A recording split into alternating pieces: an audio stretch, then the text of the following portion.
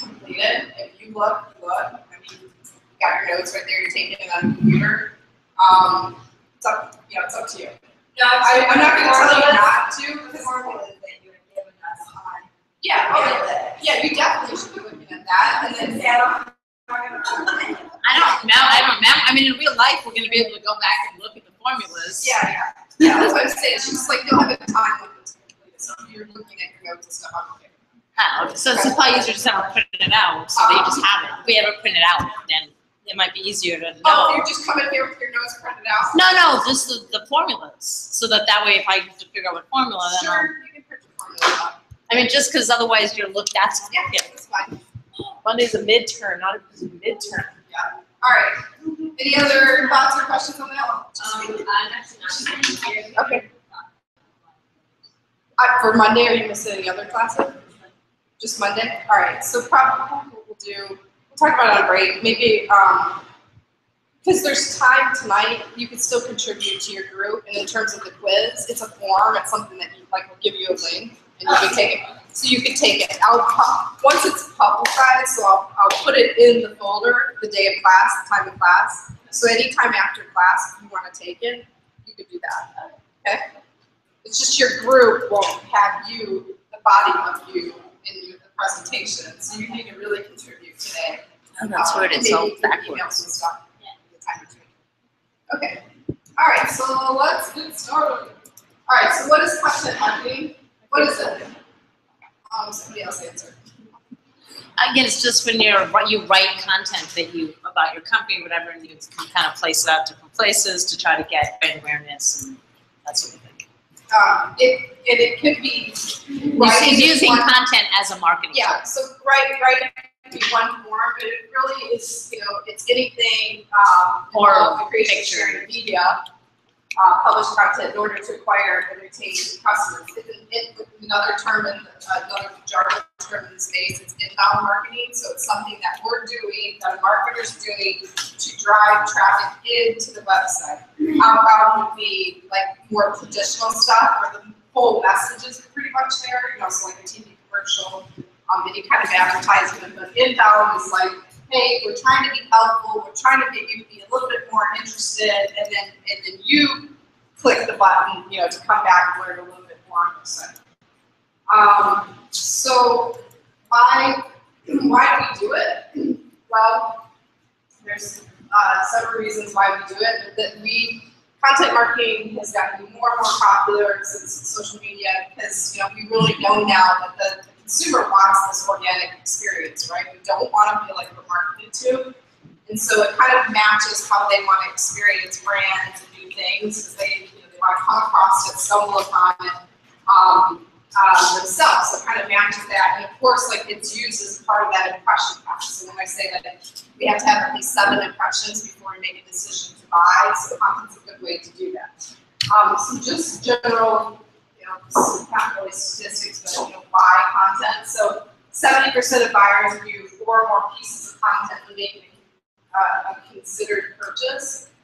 It could be content, anything, right? It could be a social post, it could be a friend, just said they bought something. It could be an actual written piece, it could be a video, it could be anything. But they at least have to have over 70% of consumers want to see a couple different aspects before they press a button to buy when it's new, when it's a new product, right?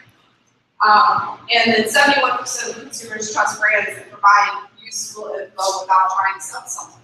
So, did you watch the video about behavior? When you get somebody saying yes to you, it's a little bit easier for them to take the next step and say yes. There's some statistics around behavioral science of get them to say yes to something. So even if they're just reading an article and they agree with it, that's a yes. That's a yes to your company. So it just starts to create that path okay, I'm closer to making a decision about it. And then 60% or 67% more are generated by B2B companies that create content.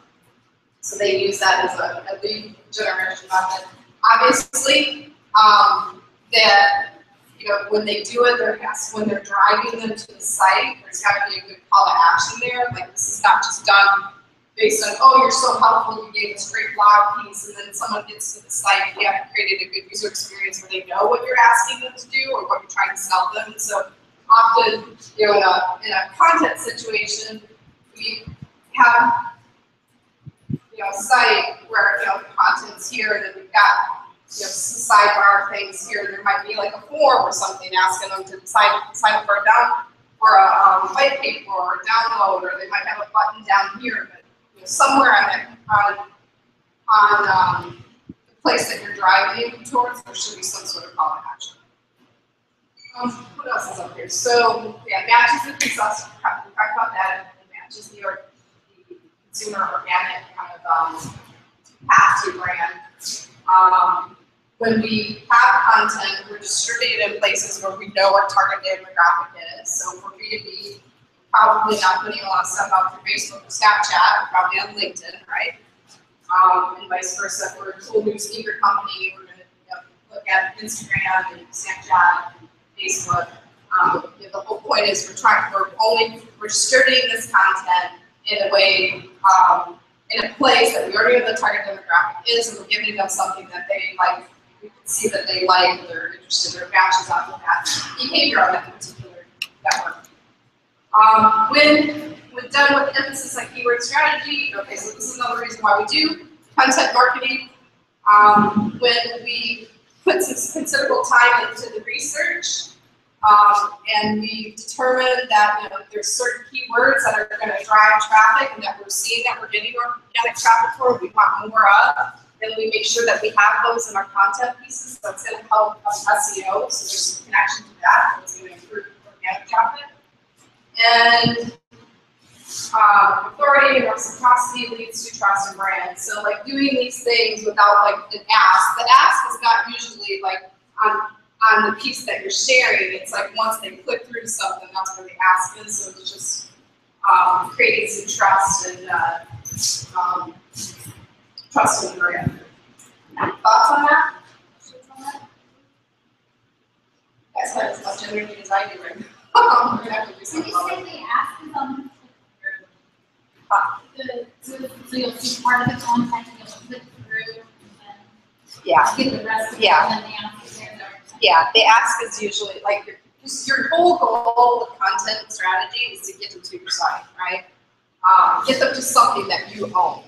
There may be some cases, and I'll try to think of one that you were driving them to your Facebook page or a property that you don't necessarily own, but you know it is it's considered owned media because it's your brand. But in most cases, you want to go to your site, and that's where you go a little bit deeper with the ask and call to action. Maybe the scenario where you would go to your site, because I put it out there, not to give you one, would be, well, okay, let's say you just got major engagements happening on Facebook, you know, where like people are just really talking, oh, we love you, we love this brand, we can't get enough of it. You know, if there's a likeness in the community already that's similar to the demographic that you're driving, and you want to use that as part of like your social proof path, then you would maybe drive them there. But you would be doing something probably like in the next post. Like we have a plan. Okay, the next thing that we hit them with, like we're actually trying to get them to come to our site. So you might want them to see that kind of engagement. I did the same one so during Walmart person, and I think this maybe is an example where we have a poll on Facebook and then we link to it in the email that we post, and so then that way we direct people to our Facebook, and so that actually created more engagement. So is that like an example? So the goal of doing that is because you had no engagement on the Facebook page, and you wanted to get people talking. You wanted to create a place where there wasn't more people talking. Kind of. Their website was really active, but also if you're interested in seeing, you're trying to sort of get a sort of feel of like what some of like maybe in more informal way, who some of the people were that subscribe to our newsletter who aren't nosebleeds. Yeah. So I would say, so that's a great tactic to kind of get customer information. You were surveying, and if you wanted them to see other people doing this, you get like, you know, kind of social proof, like, hey, other people like you're taking the survey. But probably still like you did it one time. I guess I'm trying to find a standard where you do it over and over again, and there's probably not. It's almost the same as what I shared too. It's like you did it, there was a good reason for doing it, but ultimately you're still going to drive it back to your site. And that plan to do it, so anytime you do something that's kind of contained in the social site, there should be a plan, a next step, like, okay, once they're there and everybody's talking, boom, what are we gonna hit them with the next piece of content to kind of get them closer to taking that call to action is important. That at that point you're just getting, you were surveying, like you were, you're getting information on your target. I constantly get these email thing, or I see things online where it's like, oh, you can get a free, like 10 steps to a better Facebook page. Yeah. Like HubSpot or whatever. And like, I mean, their content, it's content marketing, but they're not driving me to their site. I mean, they're just collecting my email address and my phone number so they can later hit me up. Yes. I'm not really like on their site, I'm just on the page. Then Probably their email. So that's their email. Right, that's Yeah. it. But that's a little bit, the call to action, is that considered the call to action then? It's just trying to, that's so. Yeah, I mean, in this case, that's email strategy. They're trying to get you on the list, and then they're going to send you more content that hopefully one of those pieces of content that you get through email is going to give you the click, you know, oh, I want that, I'm going to buy that, you know. Yeah, I just take all the free stuff. I haven't bought anything once. You take all the free stuff. They got your number. If they're segmenting, I got your number. I'm in that group of Marketo right now. I'm not buying anything. Okay. So here's some kind of terms and content language that we're just going to talk about so you understand. It's ready to talk about this. So there's, you'll hear paid, owned, and earned in terms of content marketing. So paid and owned probably easy to get that, right? So paid content or paid media is what you're going to brand for, but that's not too really brain surgeon to figure that out. And then owned is like our own stuff, our own words, our own photos, and our site, of course. That's our own media, right? And even though, like, so someone challenge you, oh, you put a tweet out on Facebook or post and it's theirs or whatever. It's your words, it's your brand. It's like, you know, it's your stuff. So we have those two, but ultimately, what we really want as a digital marketer is we want earned media. So we use, and the cycle kind of looks like this. So we use, at some point, you're going to use some sort of paid media to drive traffic to your own media. You know, in this case, it's your website. And what you're hoping for as a digital marketer, you're accountable for two things. You want earned media, where people are actually going to go and do some of the legwork and share and talk about your brand. And of course, you want revenue. So, like, in a way, those are the two major responsibilities of a digital marketer: to get earned media, to do things that trigger engagement, that get people talking about it, that present your brand message for you, essentially, right? And then to do things that drive revenue. That's it. That's what we're doing. Yeah, that's what we're doing. Any questions about that?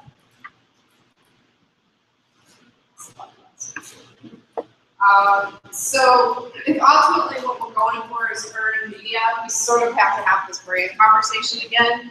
And just look at like the connection and like, because we don't get to decide as marketers really what our brand is. People, you know, consumers do, so we have to be really clear about what we're putting out there and who we're connecting with, so they take it in the right way and spread the right messages. So you just have to revisit branding a little bit to kind of get there. So, because if your brand voice is not clear, it will be hard to determine position in the marketplace and how to develop content to support it. Like, you don't know what your brand message is. Like, how are you going to put out consistent, good content that your target demographic will value and be interested in, read it, share it, do something. So, and there's a formula to it. It's like somewhere in between what your customers want and say, like what their personality is, and what is important to you. There's a voice in the middle of this. And so we use content marketing to kind of, it's really positioning is what we're doing with content. It's just a process to create an identity in the minds of the target market. But sometimes, so like if your brand's on point and you know it's on point and you've got feedback from that because have seen how customers are reacting to it, how they're talking about it, then all you're doing is like holding the position. You're just continuing to put out content that supports that position. But if for some reason, like it's like, ooh, we gotta correct something. This is not what we want. The Timberland thing would be a good example of how like a brand could get hijacked by a demographic that the brand wasn't going after, and then they just determined that it's unfavorable. And they're like, wait a second, you know, we were making these for hikers or whatever, not for gangster rap communities or whatever. That's what happened with that. It's like, they were upset with it. So there's either positioning or repositioning or depositioning, which is dirty.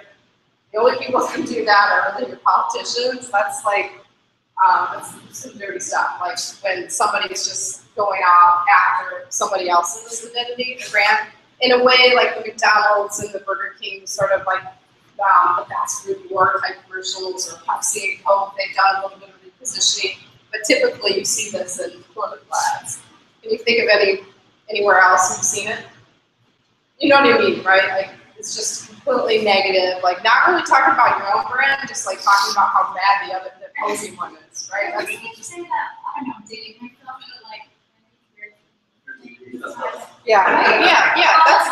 I've seen it in my mind. It happens more in like fast food than anything else. And Pepsi and Coke have been in wars before.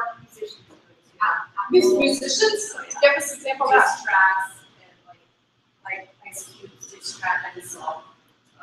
East Coast, West Coast. Ice Cube's diss track on TV and WA. Completely frustrating them. Yeah.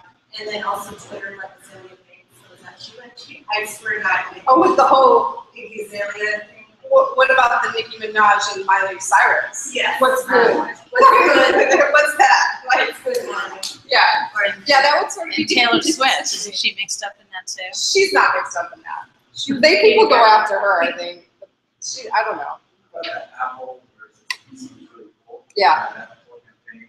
Yeah, so perfect, yeah. So the whole, when Mac launched, it's like, PCs are horrible, and everybody has them, and we're gonna be different. That was kind of, But then there was the PC that was one. a positioning and a repositioning almost at the same time. Like, we're this, and they are not. Like, they're, you know, Mars, like, Mars did a lot of time. Like Lexus does it with looking big on the app that they're comparing themselves to BMW and Mercedes. oh, what's the commercials that are running now with all, it's like a focus group and all the brands?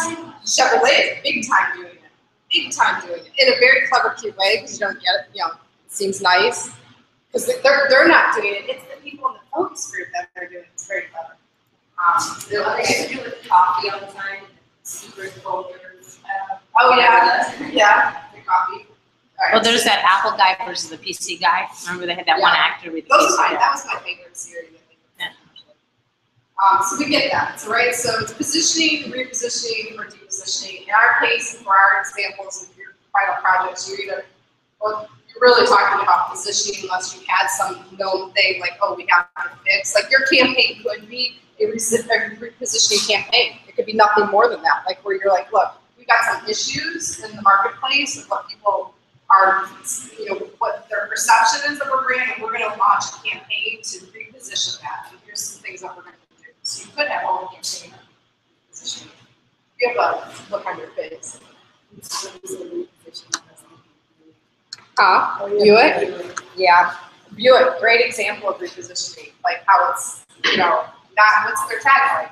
It's not what you think. It's not your father's car. Yeah. I remember, I'm from Michigan, I remember, I've had Buicks. Like, it's cool for me to see, like, it's cool now. Well, I think I think Ford's it's doing very that nice. now. With their Ford's doing it with their hybrids. They're trying to be like, oh look, we're you know, hybrid. Buick for sure, that's a great example of repositioning. Because they're just like, that's all they're talking about. Yeah, just blue streets and people with blue hair still. Oh, that's hilarious. I haven't seen that one. That's cool. That's really cool. Okay, so we get this. So determine if you're repositioning or positioning. The other one is just, you know, a whole different strategy. Most brands don't go there. They know better than to go into repositioning them.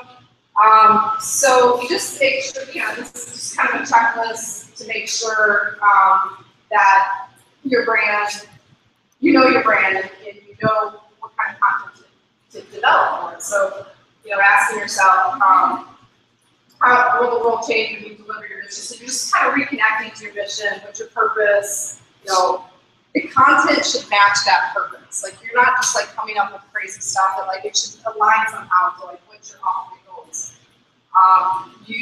So your positioning, in positioning, it's like, it's also that thing, like, I don't know if I stress this enough, you have to have something that no matter what happens in your industry, like, you can always stand on it. Like, so you change, the customer change, like, you're always going to be about this. And if you look at like the best brands, like there's something, they'll change because times change and technologies change, but there's something that's always true at the core of who they are. You've got to know what that is, because it's that thing that you check yourself off of when you're putting out content. Like, what is that thing that like people will always get this 10 out when we share anything about us? So, and then you have to, of course, know your customers' needs and belief. And this is kind of a new topic that we're introducing here in sort of the brand checklist, or things that you have to know about your brand. It's tension. So sometimes, like, that there's a tension, a common tension that your customers have, and that you have, that you share, that really binds you into an agreement with them, and like you create all your content around it. An example for me, so most of my clients,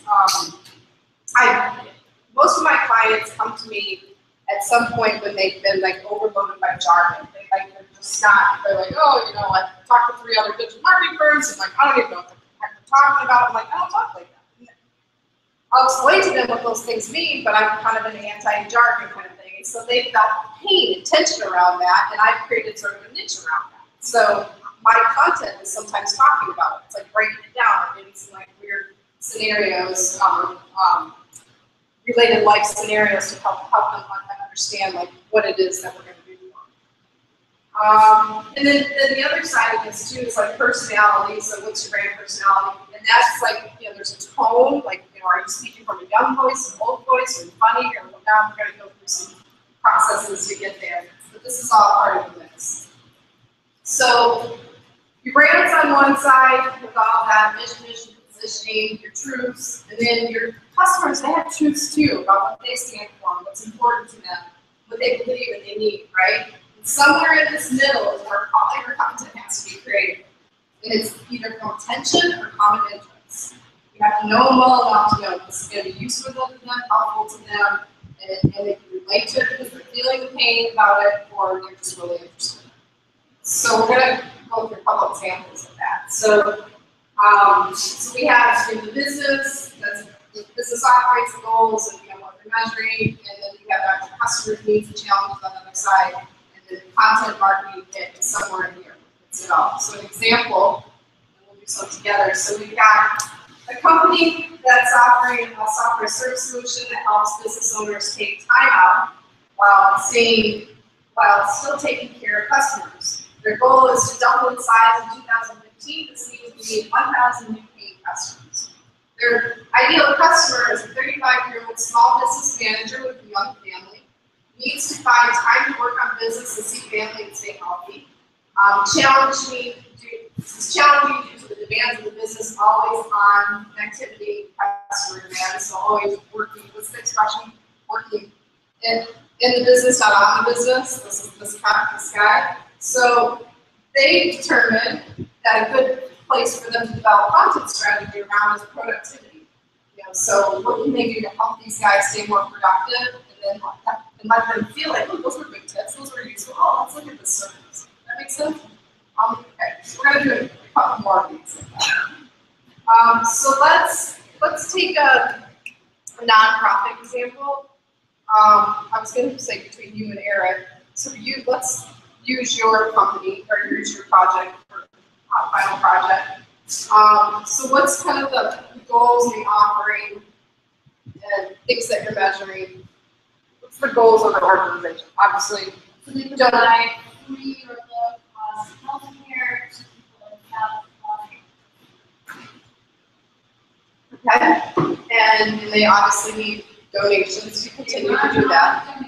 Okay, and who's their ideal donor? Who relates to the mission of your organization the most? I know there's challenges in this, like There's lots of different segments, because they gotta ask everyone, but here right now, people that are responding to it are mid-level philanthropists. Okay, Non-people, so they can write $700, $800 check. So not Eli Road. right. But, you know. Okay. And now everybody help with this next one if you have some ideas, it's cool too. So based on what Julie just shared, what do you think would be a good space, or what are some of the content, pieces of content that they might want to develop that would be interesting to this group, that they and that would lead them back to, yeah, you know, I want to get some money here, I want to support this group. Any idea is a good idea at this point. Let's just. Well, who do you service? Who is it that you service specifically? Like families more? All sorts. But like a low, you know, public hospital, low income, sort of.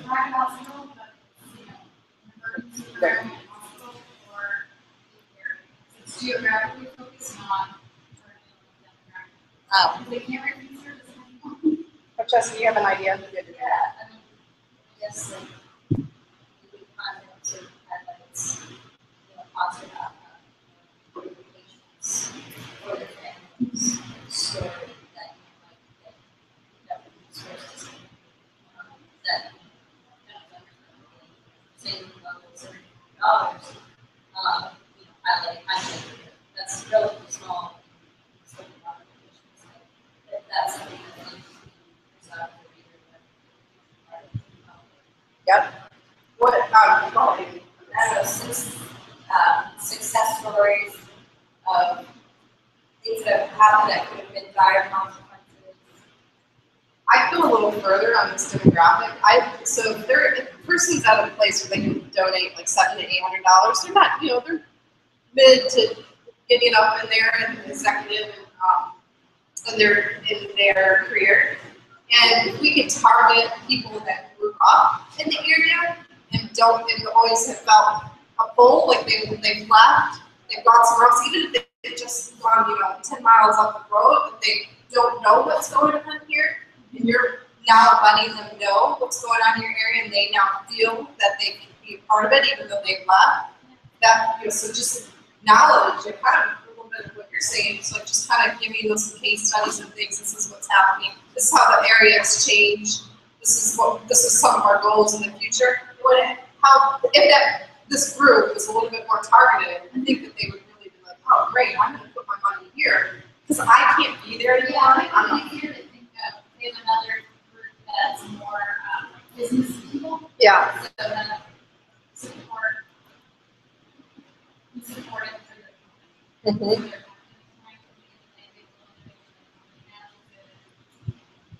That's even an idea there in and of itself, you know, how to get, like, how to you know, take advantage of or leverage company matching. Yep. And, you know, you know this exists, you know, that you can go to your HR department and get them to match donations. The other thing too that I think would also be really effective for this is maybe like an infographic that you put on a blog post that shows you how your $700 or $800 where it goes, spent, what like, it does. this is how many people this can help impact, this is like, you know, how many supplies we can get, blah, blah, blah, and like show like the cycle. Yeah. But inevitably, are you seeing the case for what, again, why the importance of segmenting? Because if you really don't know, you're like, oh, we think it's this. But like, the more specific you get about who really is going to relate to your business, your product, then you can get really specific in terms of what that content looks like, or just start to, start. But you could do a video of like the hospital 10 years ago and today and see And how their much has role it in- changed, right? And what they've And what done. more they can do to make it, where it can be another 10 years from now with We your did donation. this is what with some benchmarks on our timeline, what we're going to do in the future, that kind of thing. So let's take another thing. So fashion e-commerce. Who's got e-commerce something in this room? Probably. We don't. Abby, right? Abby. You would be the closest to this, really. And yeah, because you're not buying, yeah, you're the closest. Mine's kind of B2B. I keep thinking you're B2B. I want you to be B2B. I think you're going to make more money. We'll take your B2B example though. So, so what's their goals? What do they want? What do they have? What are they doing with Strava? Well, they're selling natural products, skincare, hair care products. Yep. And they really need to, like, one of the biggest things they need to increase their sales. That's really nice profit margin. Selling on their website to retailers. Yep. So direct to customer. They want more sales direct to customer. Okay. Who's their customer? Let's just pick, because we know we got three. I know I'm seeing at least 3 segments from you. Pick one. They all sort of understand these things. They all sort of focus on healthy lifestyle. Yep. Chemical free, it might be, you don't want to run alternative quality type thing. Let's we can make that one group. So let's say this is a hypersensitive. Maybe they're allergic. They're yeah, and their tension is how many people put organic on their labels. It's really not. Yeah. Okay. That's so it's a group that like really cares about organic stuff, wants to put organic things in their body, on their body, want to trust that they're really getting that, and it's not just been, what do they call it, whitewashed, greenwashed, whatever. So if you take that position about what does really organic mean, here's something, even like, hey, how to compare us against other products. What's the dog food, Blue Diamond dog food? Pedigree? What is it? Is it pedigree? I think it's something called Blue Diamond. It's Blue Diamond, I think. I see something weird. I know it's weird, right? But they're like, their big thing is you can go to their site and you can enter in any other dog food brand and it will tell you how it stacks up in terms of like, yeah, like what's in it, and crude oils or byproducts and stuff. So there's a little bit of that opportunity here with that target demographic because they're tired, right? There is really tension in the marketplace, farm breed stuff, and everybody says they are. So how can you educate them? Can you compare your products against them, others? Can you tell them what to look for, what to stay away from on labels? There's lots of opportunities for content here, right? And just that one group. Any other thoughts on that one? You could do like a quiz where people go in and they go, what do you think of this brand? How organic is this one? And see how well people know the other brands that are out there, and they can do the People pull up, look and see if you do the quiz. Blue Diamond. Because they do that. That's what their whole thing is like. They run all their outbound and inbound is just to get them to the. I might be saying it wrong, so just do Google search for Blue Diamond dog food and see what comes up. But all their inbound and outbound is just to get people to that to the site to enter in their brand and go, oh, am I a good dog mommy or not? Feeding my dog crap, but There might be opportunities for content if the people that you're talking to I'll have go slow. had reactions I don't think it's happening. is it what? Blue Buffalo? Did you find it? Blue Buffalo, here we go. So blue, see their dog food almonds. I've wondered. There's Diamond Pet Foods. That's something. Diamond Pet Food Recall. Where's the button that says compare? Is it right up at the top? What's the It's like mid-page. mid-page? Man, I'd be doing some A/B testing on that because all I've heard from the commercials is that I'd be upset if I couldn't find it. Anyhow, Brett, what do you want? Any other examples you want to talk about on this one? So if you're targeting people that have reactions to other products, Mhm. there's probably an opportunity to put like info on the site about what to do when you have that breakout. So you're catching that needs to satisfy And their brands. Yeah, and if your product solves that, oh, put a little bar of oil on after you have it.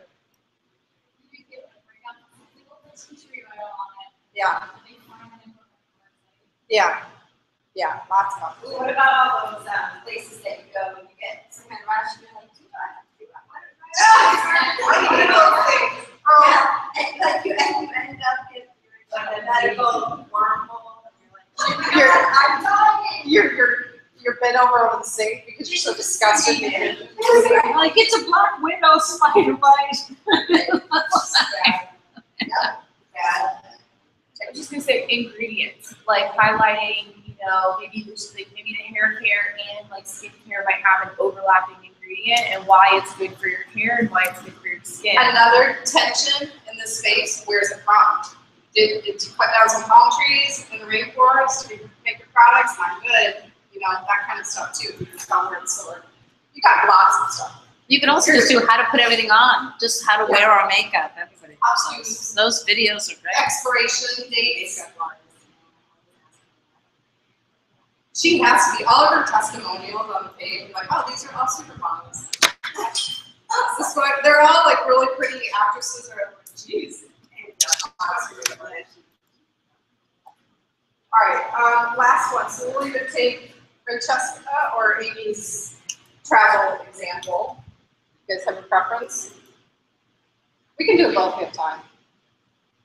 I'm not gonna make the thumb wrestle. All right, we'll start with Amy. So Amy, what's your goals? Your offering? You want them to do it?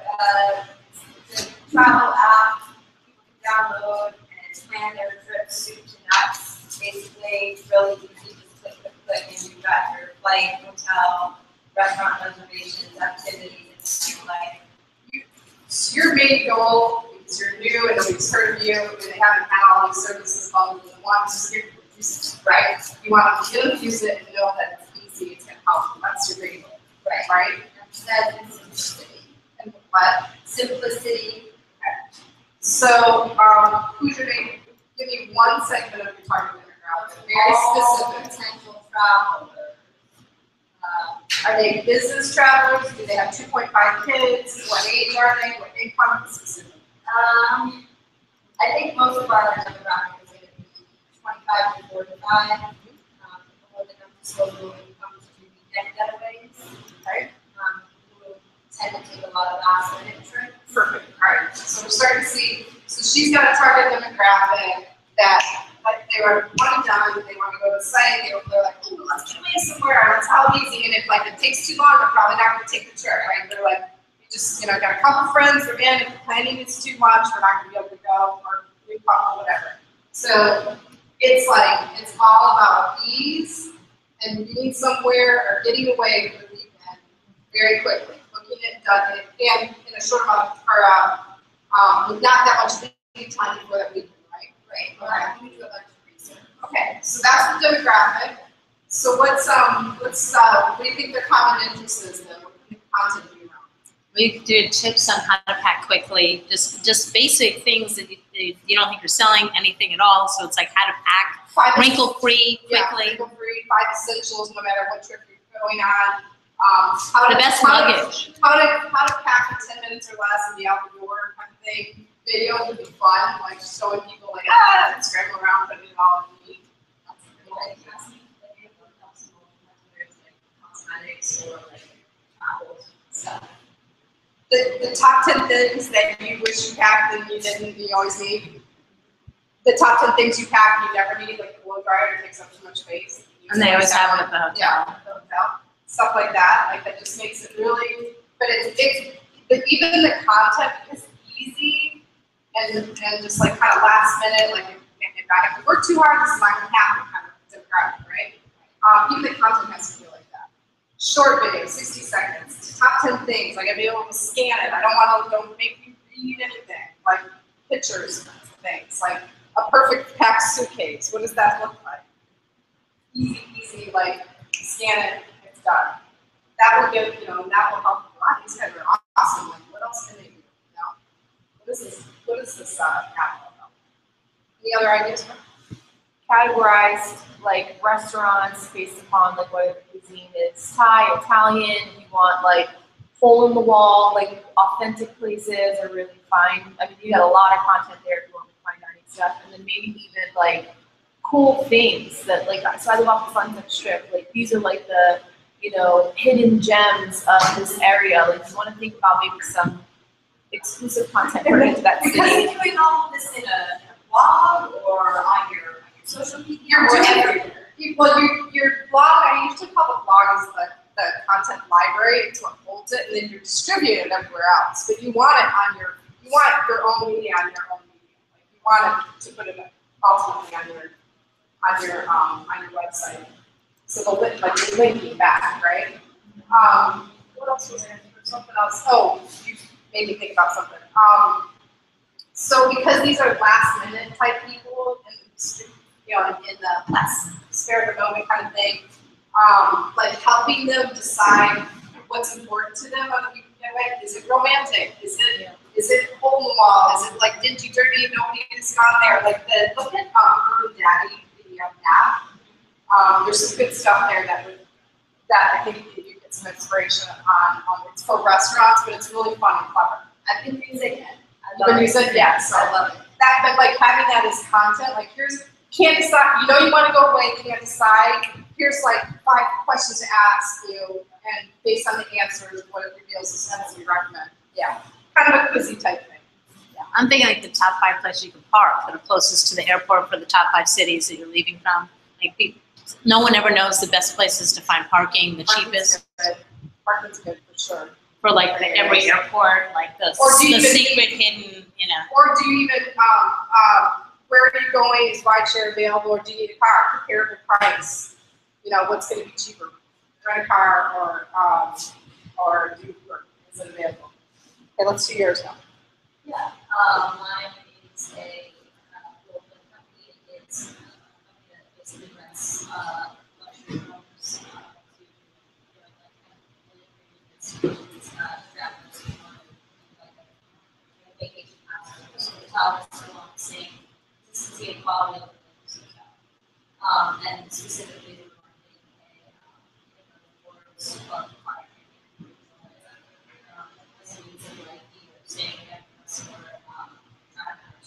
So your main goal right now is to get them to sign up for that rewards card, because there's extra profits involved in like those partners and things, right? Get them to take the card. Okay. What segment are we going to focus on? 2. So one is families. The other is sort of 30s, 40s professionals who are at age who want to go with friends, coworkers. Okay. In the families, are they is there 3 or more members in the family? Are they planning a family reunion? Could be either usually very long people or planning like, 2 sort of families.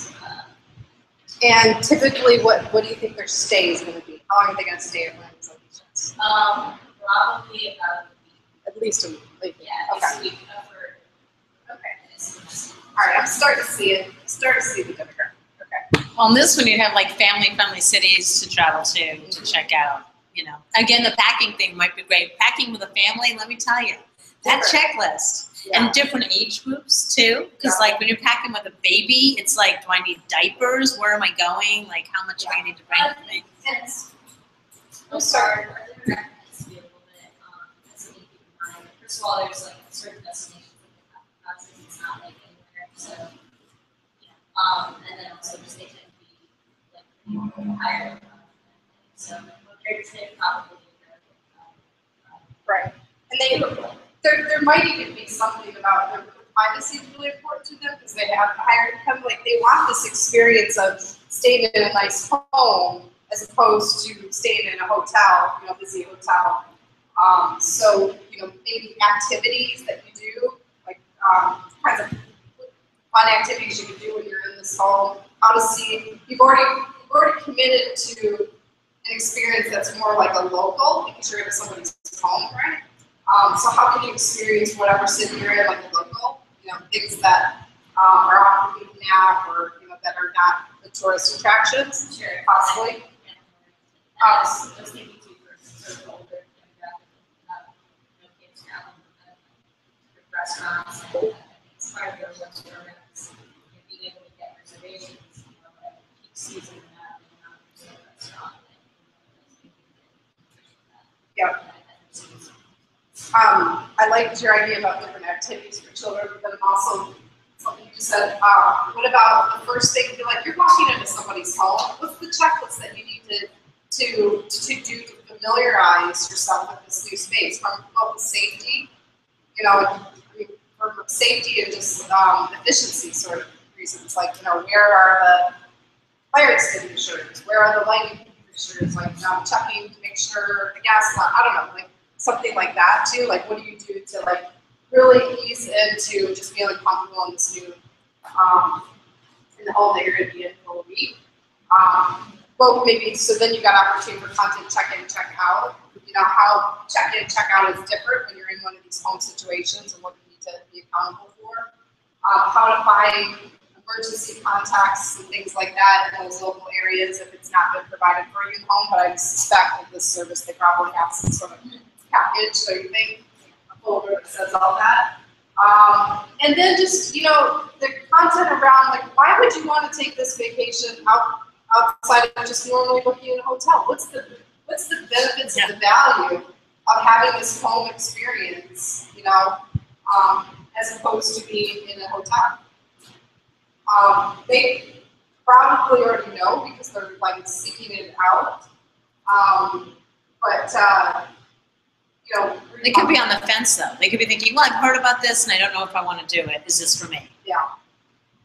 I mean, that's kind of getting into another segment. So the segment that like has money, that takes a lot of vacations and is sort of bored with the normal stuff, like they blown out their Hilton rewards and stuff. They want a different experience. Like that would be maybe content that's more suited for them. This group is probably kind of think they've done it before, right? Any other stuff to add to hers?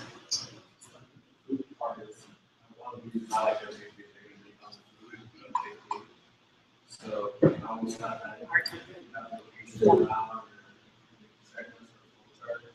Oh yeah. What about easy meals? Like fast things to like when you don't Recipes, just recipes to be making in these places' houses. totally. But when you don't know, like, have you ever gone to a grocery store and you're not in a local area? You're like, where is everything? And you're tired. It's usually a situation where you're like you're planning for how to navigate a grocery store that you're not familiar with and make 3 easy meals. Right? Like stuff that'd be awesome. That'd be really awesome. Meals on the Rachel Ray thing. Meals under 10 because you want to, unless you're love to cook, you probably don't want to spend all the time in the kitchen. Well, it's different for if you're kind of smart. I love these. No. And otherwise, it's just like, Yeah. I would love to see an article. How to navigate a grocery store. Okay, so to get to kind of this starting point of planning content, if any of you guys during break or afterwards want to, if you're struggling with your own example, ask Jack and I will help you. So This is the one thing I can do. huh? This is the one thing I know how to do. Okay, great. So content, so just kind of wrap this up. Content is just another form of branding. If you're using your branding, the most really determine how does this content align with my brand. It's really important. So now let's talk about tone of voice. You guys need a break. You okay? Okay? Okay, keep going. I think in a couple slides. So finding the voice of your content, okay, so just we're going to look at a process to sort of determine what your voice could be. So what's personality, tone, and purpose? So these are all very different, by the way. They're not the same. Personality is like that, they're all a bit of masculine, casual is formal. Tone is witty, straightforward, funny. And purpose is entertaining, service, or to inform. And there's different combinations of those 3 things that actually create the content tone. And just a little exercise to sort of, if you're not really sure what that is or you're struggling with that, this is something that's done in the space that, there's no competitors. It's just you can map out sort of these different characteristics of personality and kind of see where people, like, what the marketplace is, like what tone do some of your competitors have. And determine is that because that's what the need is, or is there a real gap in the marketplace? If you took a kind of a different position, a different tone, is there opportunity for you to do that and hold some attention to that demographic, or is it really why everybody is like in a certain areas because everybody sort of just expects and needs that sort of tone? That makes sense. It's just a little way to map it out. All right, so what we're going to talk about content types. We're just different forms of content. All right, so content type. There's more things than what I have on here, and you can kind of throw out some things if you want to go into this content. Content generally is either descriptive or editorial. So, you know, it's either telling a story or it's like giving details. Descriptive is a little bit more B2B, editorial, you know, more lifestyle, painting a picture type thing. We can have written, when I say short and long, I'm saying like the blog post, short is like your little social post, that's a form of content. You know what to say in 140 characters. Graphics, so infographics means, I just think this is hilarious that memes is now in the dictionary, so this is the definition. You guys might not think it's funny to me, I think it's funny. Photography being part of content, I'm going to really emphasize that. Like, there's a few slides away, but there's really no reason to use crappy stock photography anymore. There's lots of sites with royalty-free stock and like some creative things that we can do to have it be more brand, on point brand, and not just like, oh, we had to throw a picture in there, so we did. Like, it's really important to get the right pictures. Over the weekend I had, or since I've seen you guys last, I was running some ads on Twitter for my little passion project, and like, it's amazing to me. Like, I had, you know, male, female, like just testing different, it's amazing to me, like the difference of just one, like even the sex of like the person in the picture, like what it does to like drive different traffic. So it's really important to like, this is a big thing to test, and it's really important to be very focused and on, you know, getting good photography. Because you know, we don't always have budgets to shoot our own, but there's great sources. And I put in this folder, there's like 4 or 5 sites that I put in on a Word document that's royalty-free stock. Some cool stuff. Like there's like one brand that's like releasing a bucket of images like every month on different topics and stuff. There's some really cool stuff. Wait, that's in the resources folder? Yeah. Oh. Yeah. So other content types, videos, apps are actually in some. Sometimes it's not just the product, you know, but it's an app to kind of get people interacting with the brand.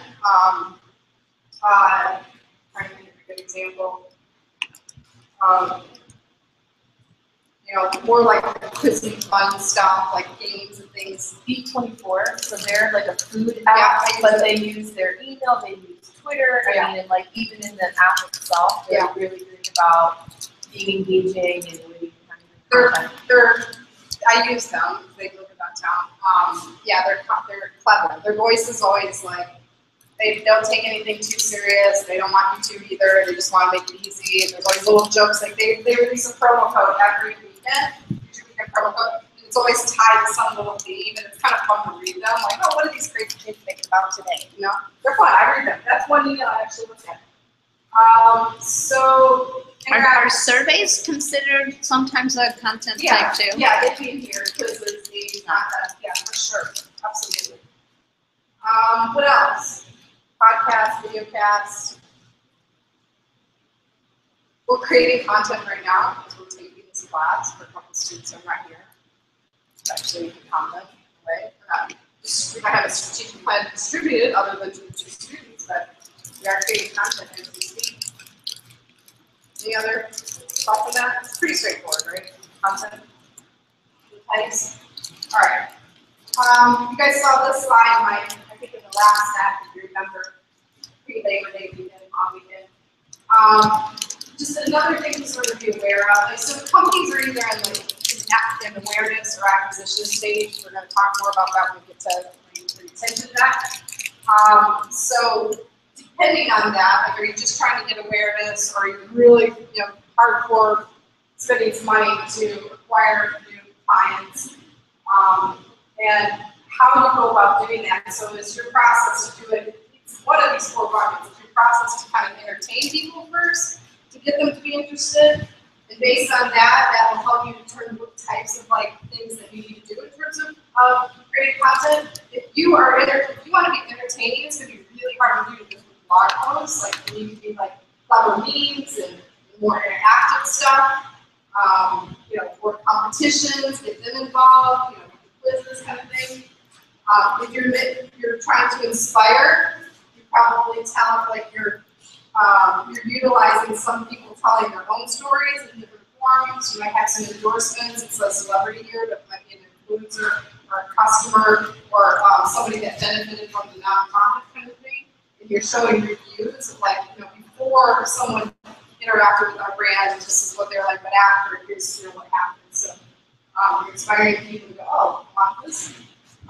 Convince, you're trying to convince them to do something, sign up, go to an event, sign up for a workshop, use your services, all kinds of things in convincing. So we're like showing some calculations, probably showing some statistics, we're presenting them with checklists, data sheets, and price guides, webinars. This is a big sort of sales funnel process in B2B where you get people on a webinar and only give them like, the bare minimum of information, and you're like dying for more, and that's like their whole process is to get you to go, I really need this service. They really know what they're talking about. I need to sign up for this. What else do Or we it have? could backfire and they go, Huh? they don't know what they're talking about. They didn't tell Oh, me they can anything. totally backfire. I can think of a brand, it's called KU. And anybody familiar with them? Or start talking about them? Because we're going on.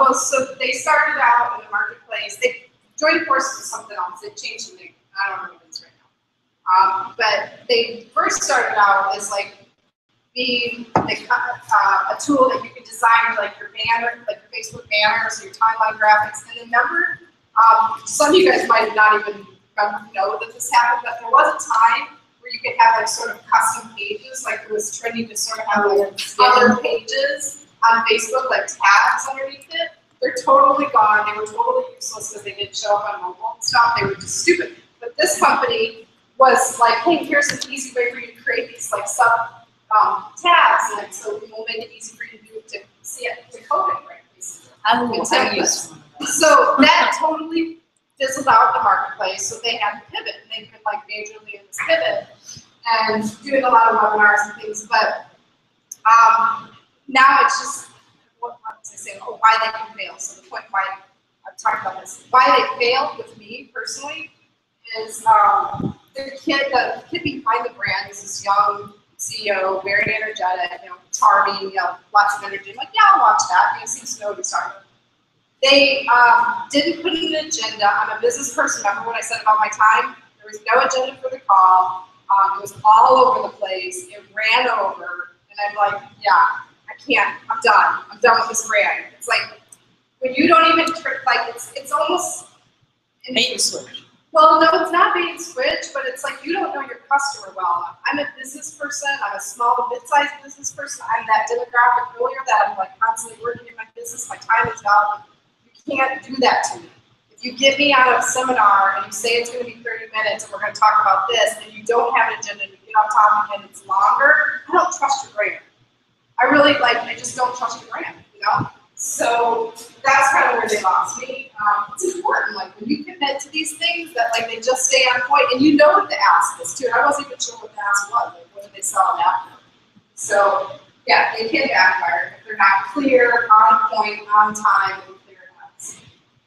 What else do we have in here? Product features, ratings, events. Yeah, we can't forget about good old events. Events, experience marketing. Getting in front of somebody is still very, very important. That is content, actually. Getting in front of them, creating an experience, because you know what you can do there? You can have hashtag photo contests and get people sharing it. Oh, look at me at this great event. Look at me at Red Carpet. Having a great time. And that's great. That's content. What is that? That's earned media. What a good opportunity for earned media. So we don't want to forget about events. What's your opinion on live streaming stuff and all the attachment improvements? Are they working or? But give me like more of a, and what? I've seen people say like they're having problems with live streaming. So you can be at your home and watch, And then watch it from afar. Yeah. I just always think that worth the effort of putting into what they're doing. So let's talk about Dreamforce, because it's coming up at Salesforce's big conference. And Salesforce certainly live streams, not everything, because they want you to, buy the ticket and go. But it's content. They're creating content, and in their mind, like they've got one demographic that goes and one demographic that's not going to go because they can't afford it or whatever. They're busy have other plans, so it's just an added value demographic. I would say if you have the means and it's not going to cost a lot, and they certainly do. They probably own a lot of the technical equipment involved in live streaming or have a regular relationship with someone that's taking that, then you should. And if you live stream it, you tape it, then it's like it's stuff that lives on forever, right? It exists forever. The other thing too is like venues have capacity issues sometimes. So like Social Media Week did this a couple years ago, where they hit a certain limit in terms of like fire marshal capacity and stuff. So if you weren't able to sign up for that very reason, they still wanted to be able to allow you to like consume the content. I think sometimes it's like a brand equity thing. If you tried to sign up for something and you couldn't go and you didn't have another means to get it, you might say, that sucks, and like start to negatively associate that brand. But when you can't sign up for something and then you have the ability to virtually participate, all of a sudden it like turns you into a brand ambassador. Yeah. So that they have a lot to do with capacity also. At the very least, in terms of events and how it connects to content marketing, very, very, very least, every event that's happening here, forever, from like as long as social media is in the church should issue and encourage the use of a hashtag for the event. Because that is a form of live streaming. Because when people are like, I do this with my clients, I've recommended it, I've talked about it, but when people can't go and they know the hashtag for the event, they can actually interact with people at the event. Maybe you can find some leads, and you need to meet people with this all the time. It's the best way if you're at the event, especially if you're exhibiting, to get a little more value added and return on that investment of like how expensive it is to exhibit. Because you can see people in the street going, hey buddy, hey, we think that too, or yeah, are you going to that event tonight? Like you use the free network, you can use it to just kind of build fellowship and actually like reach out to someone for leads. Hey, you should talk to at the conference, kind of thing. So at the very least, that is that's content, because you can go back and look at everything that was said, and that's archived for other people to participate in. They're creating shared or earned media in that case, at the very least. But the fail that I've seen some conferences do is they don't promote it enough. Is we kind of or people, business brands, like there's always some levels of assumption in terms of like social that everybody's using it this way, and we should never make that assumption, especially like industry over industry. I spoke at a veterinary conference in Vegas before, but most people didn't know how to use social media. They had no idea, like they were coming to learn about marketing and stuff. So the conference issued a hashtag, but nobody knew what to do with it, so issue it and tell people what to do with it. Maybe you can run some contests with it, and you pick the winners that are using the hashtag. I actually booked a PR interview from LA in another city for my client who was at the show with the reporter who was at the show. Using Twitter with a hashtag. Perfect example. I've been on the ground when I've had clients at a trade show and sending them like to the booth or to a Yes, and that is what I did. Yeah. So and so's going to this event tonight. You should go. Kind of thing. Like it's awesome. It's like it's actually, like I said, it's one of the best ways to get some return on investment on extensive participation in the conference. So last point here. So you need to educate. Obviously, you're going to use some statistics, trend reports, white papers, videos with demos in it, ebooks, press releases, infographics, articles, and guides. I feel like now is the time. One thing I noticed though too, we don't have up here, and it might be you could replace it with celebrity endorsements, testimonials. Yeah, client customer testimonials and It stuff. totally needs to be there. You could curate maybe 3 at a time. And I think it belongs on the line. Between inspired events. Even educate too, because it's non-biased usually, in the consumer sharing how something closed the gap or like solved their problem. I do want to break that story now. I'll get a drink.